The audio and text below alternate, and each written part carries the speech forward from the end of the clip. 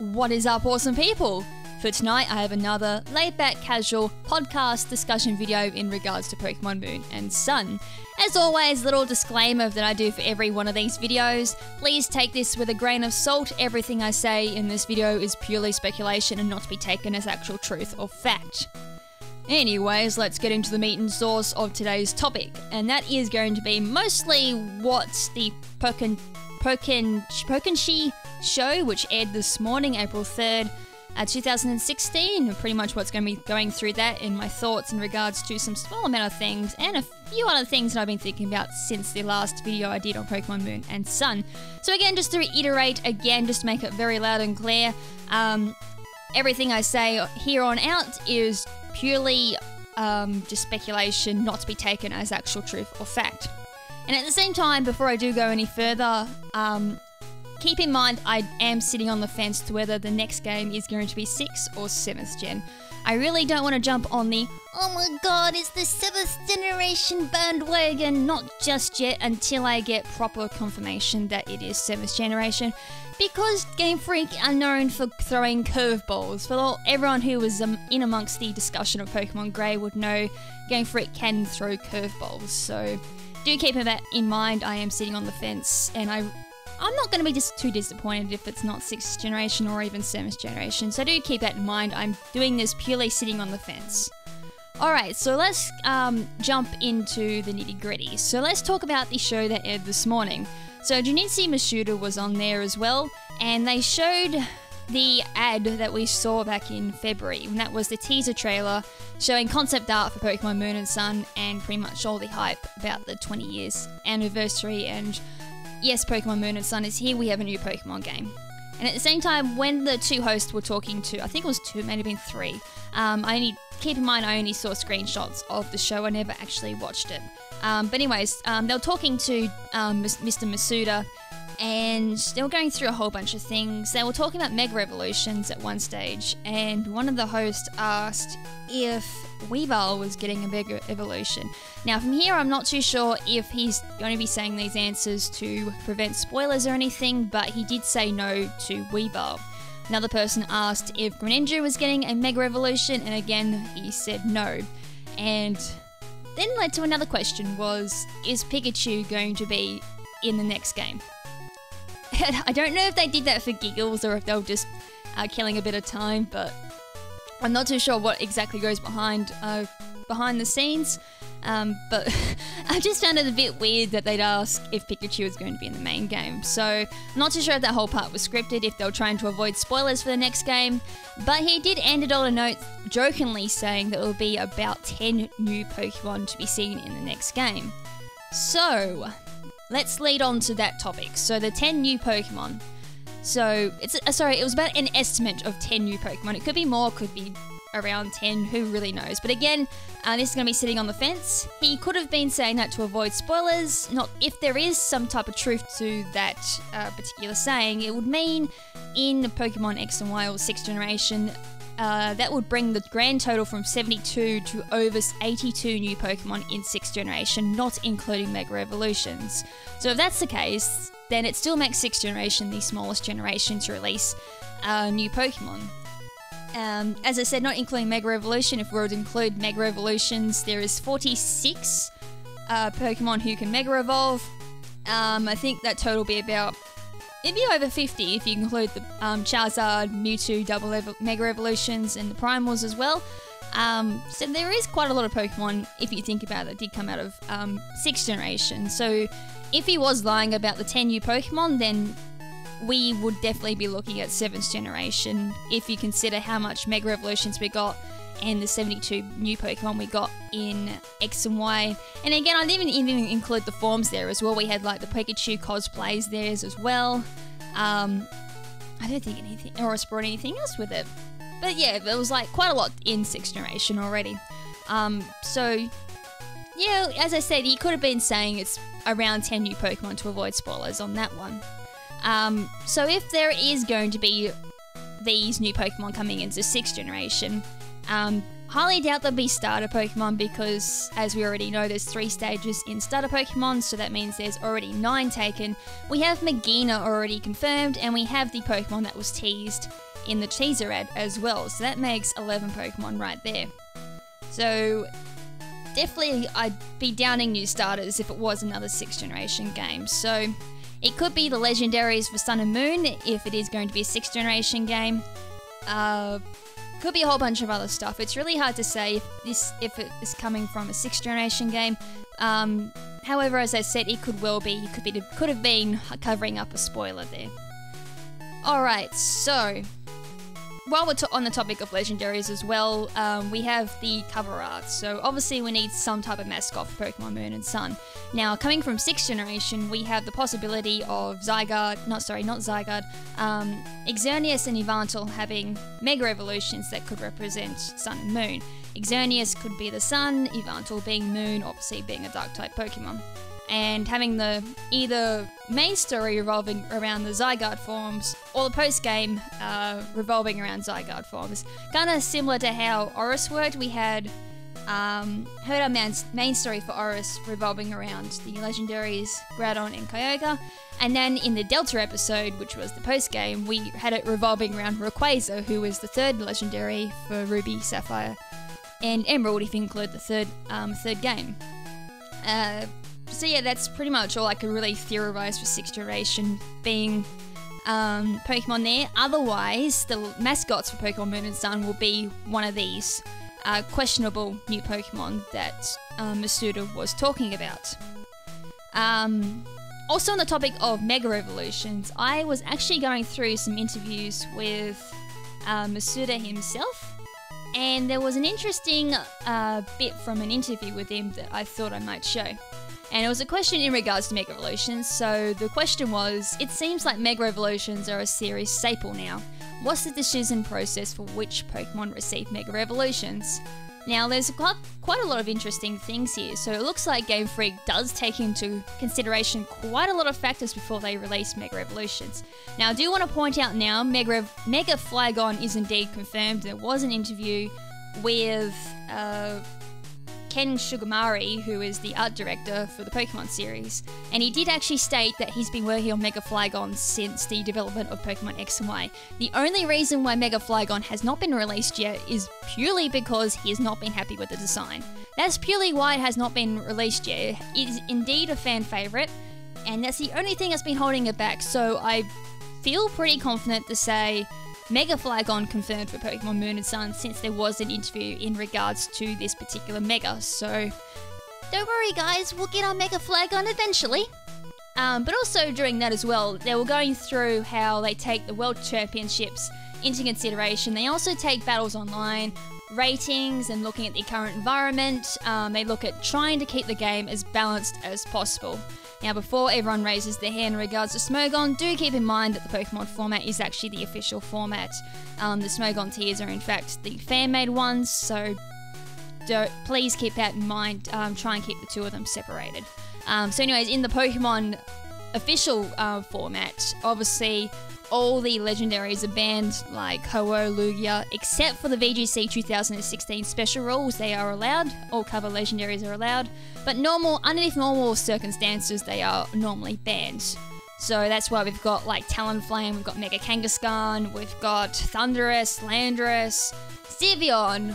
Far out, there's like all these common criminals that are always seen in VGC, so that's the official format. So they look at trying to keep that as balanced as possible, but I don't think they kind of did very well there with Mega Kangaskhan, in my honest opinion there.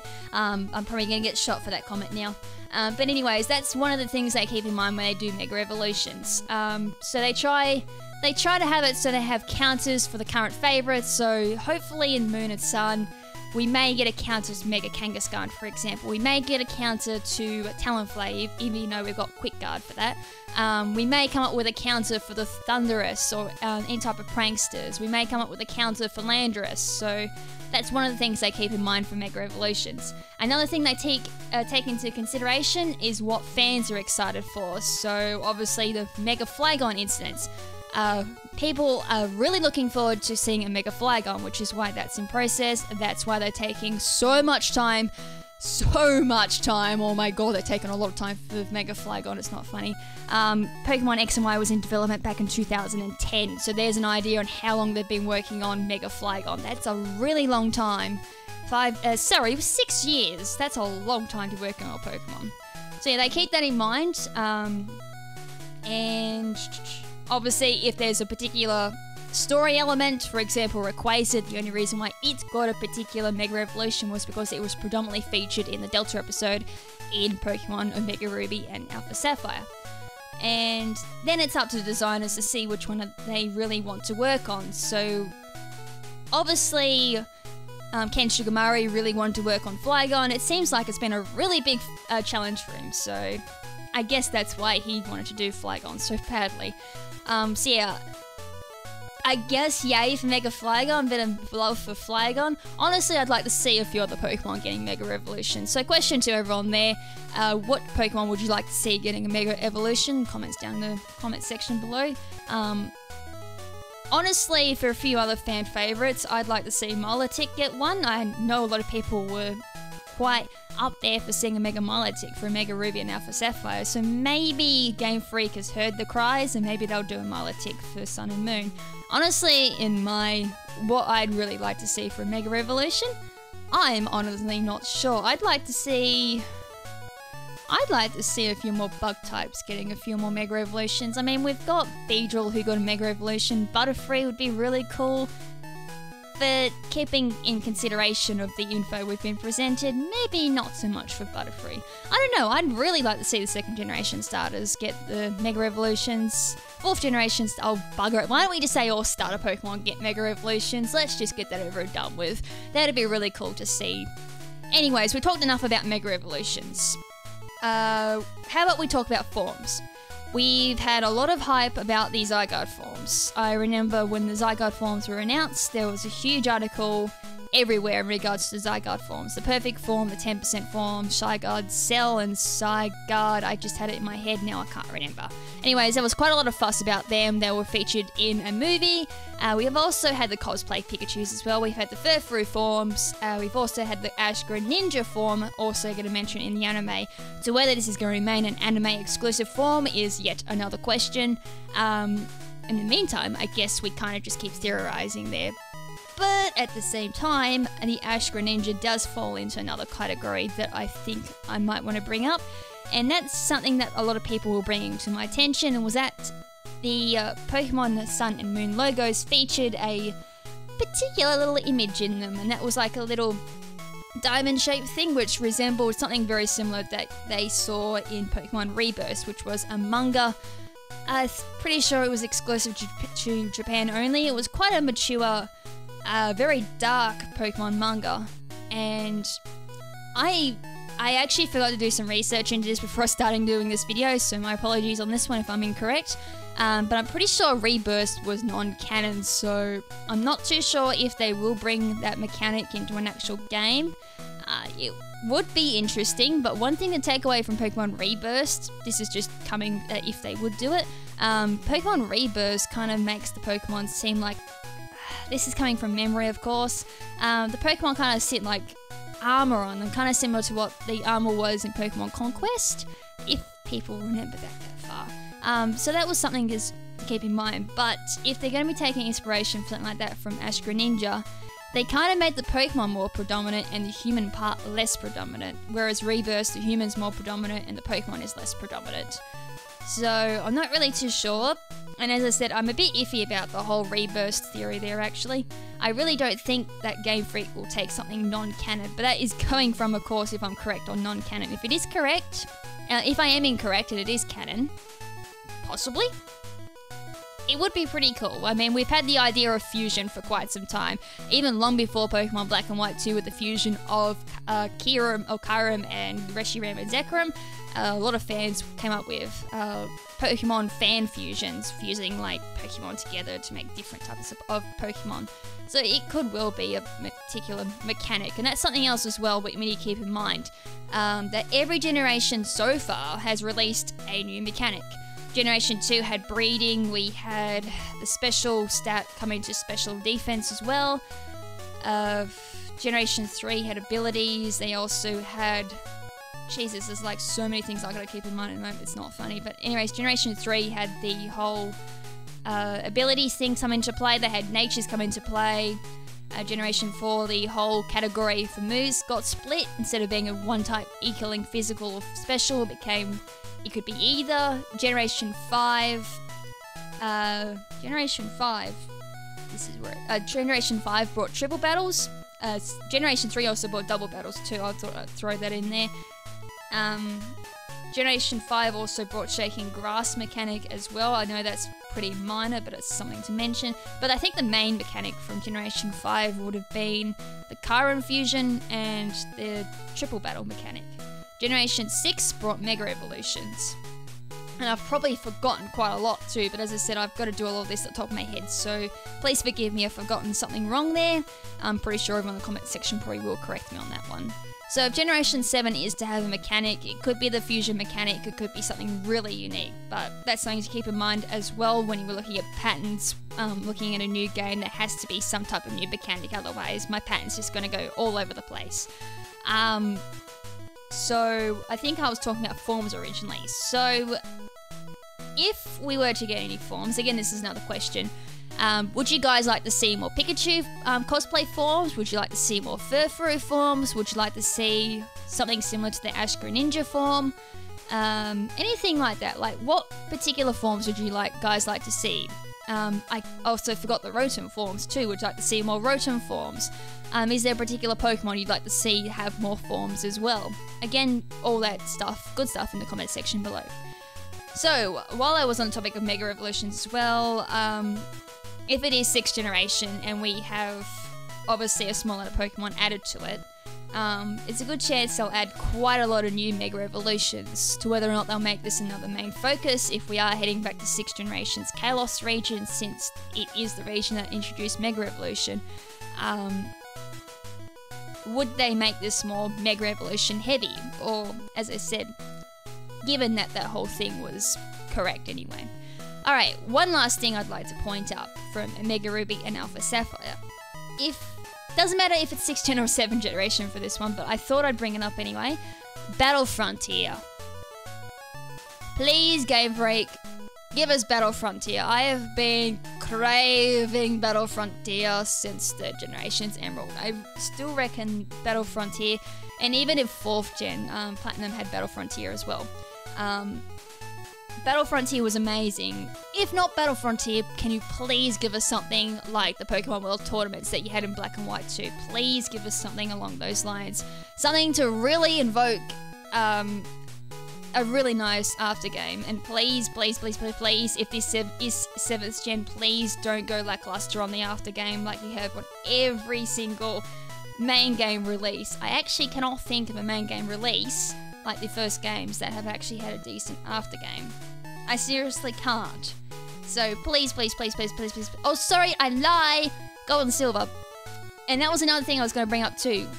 Gold and Silver originally supposed to be the Super Games, where the Pokemon company thought that Gold and Silver were going to be the last Pokemon games that the company would ever make.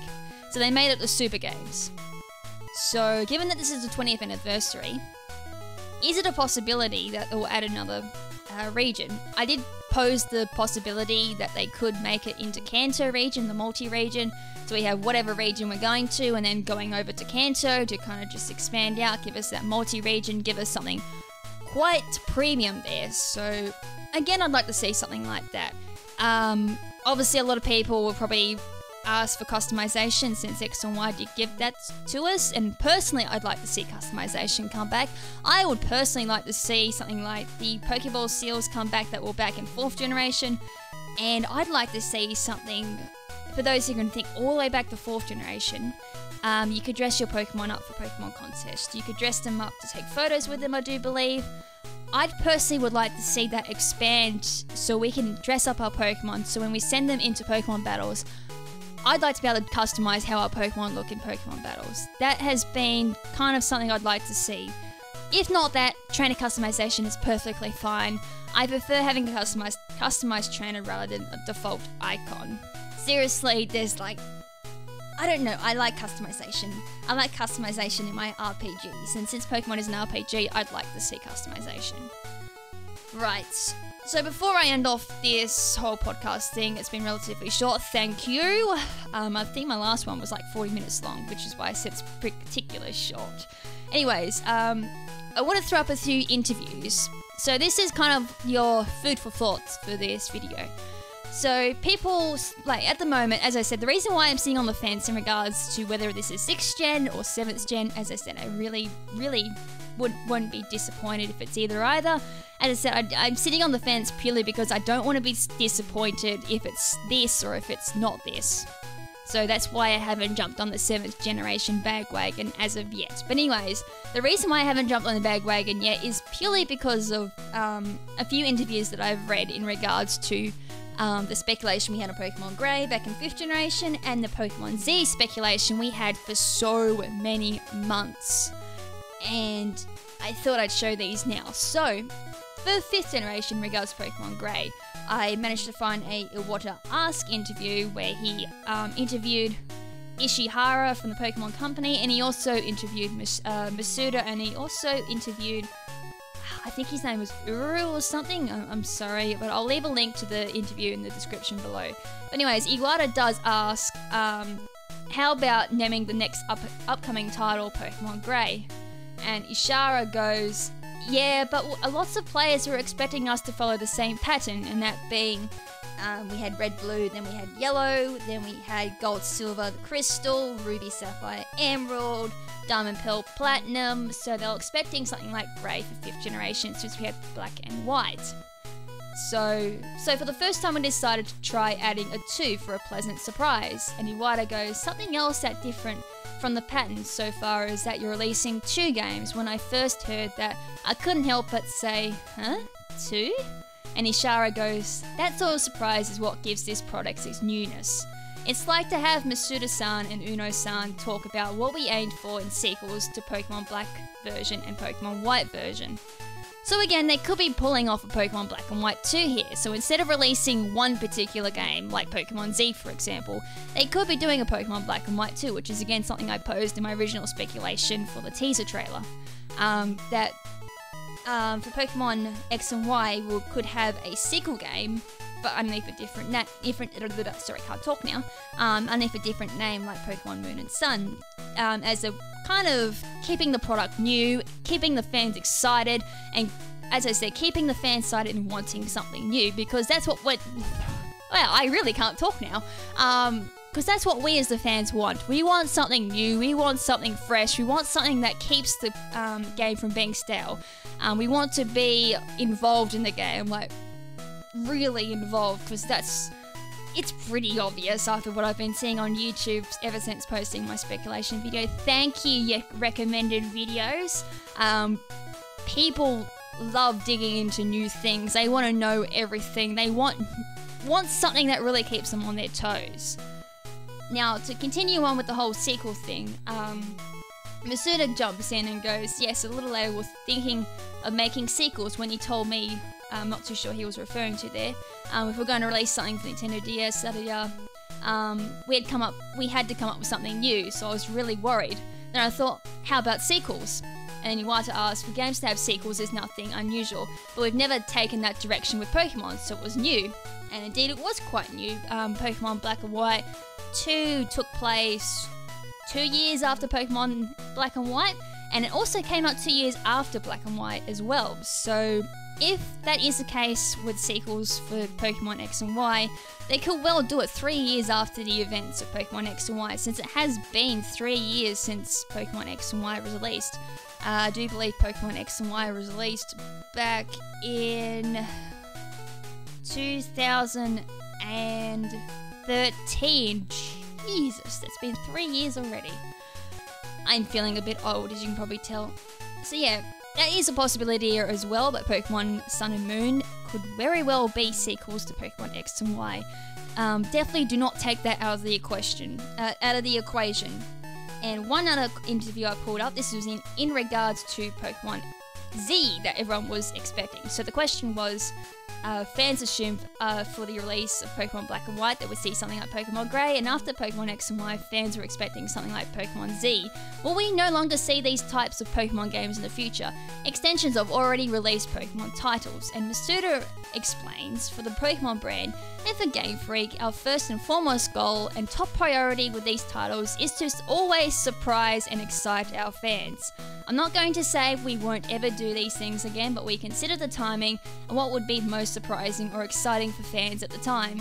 Everyone was really expecting Grey, so it was exciting to come up with something fans really didn't expect. So again, do not count out that 6th generation is over. Masuda did say he wanted to do something that the fans really did not expect, which is why I'm sitting on the fence to whether this is really 7th generation or is this still 6th generation. This is why I'm sitting on the fence, because I don't want to jump on the bandwagon for 7th generation, and I don't want them to throw a curveball and then get everyone's hopes crushed, because I think a lot of people are going to be crushed if this isn't 7th generation. So this is why I'm sitting on the fence. So it's pretty obvious that Game Freak is thinking about trying to excite the fans, and Jesus, they have done a really good job with Pokemon Sun and Moon. And at the same time, there's one more point I want to bring up. Why has it taken us until April to find out some new things? For Pokemon X and Y, given it was a new generation, the first bits of info was released in January. It was pretty early in the year, so unless Game Freak really want to keep this title under the radar, there's a good chance they'll probably do that if it is a new generation, keeping it right under the radar. Otherwise, this is what making me think it might be a 6th generation game. Why is it taking us until April 15th, which is when Korokoro comes out, in regards to Pokemon Moon and Sun? Why is it taking us until April to find out actual info into regards to this game? And the other thing I was thinking, if it is a new game and they're keeping it underneath the radar, are they going to do an Oris and do a demo? If they do that, that's probably when all the info will come out. And then the hype train is just going to go into Lightspeed. That's pretty much all I can say. So it's really interesting. So, as I said, leave your thoughts in regards to all of this in the comments section below. I would try and I'd talk about a few more, but I really do want to keep this quite short, otherwise I'll be probably talking for 2 hours. So this will probably be my last video in regards to Pokemon Moon and Sun until Korokoro comes out. In regards to what that gives, I still have no idea, because the information for Pokemon Moon and Sun is still in its infancy. We still have not yet had a confirmation or anything. We've had a teaser trailer, that's it. We've had concept art. Absolutely nothing is set in stone as of yet. So, Korokoro is indeed going to be quite interesting. That is all I can say. So anyways, guys, that's pretty much all I want to talk about in tonight's podcast and discussion video in regards to Pokemon Moon and Sun. So yeah, I do look forward to what you guys have to say in regards to this topic in the comment section below. And until probably the next video I do, or at least the 15th of April in regards to Korokoro, in regard for Pokemon Moon and Sun, this is Lady KrimZen saying ciao for now, but not forever. Ciao!